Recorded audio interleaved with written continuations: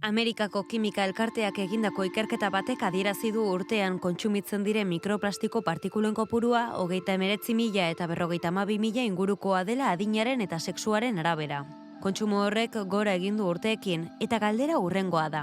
Gure gorputza mikroplastikoak deskonposatzeko gai izango da?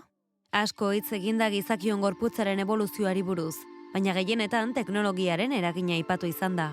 Bizkar konkorduna, behatz desitxuratuak, burua handia, baina gure organoetan zer gertatuko da? Kezka horiei heldu die Odet Dierk diseinatzaileak eta 79. organoa sortu du. Onddoekin eginda protesi honek gorputzan dauden mikroplastikoak odoletik kanporatzeko balio du. Biorepair prozesuaren bidez, mikroorganismo hauek material organiko zein inorganiko kaltegarriak xurgatu ditzakete. Mikroplastikoak odoletik aterata eta gure gorputzen osasuna bermatuz. Baina errealitatea hauxe da.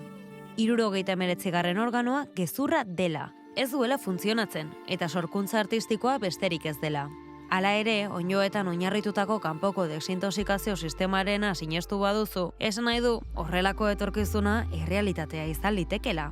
Eta normala, ze hau, egia da.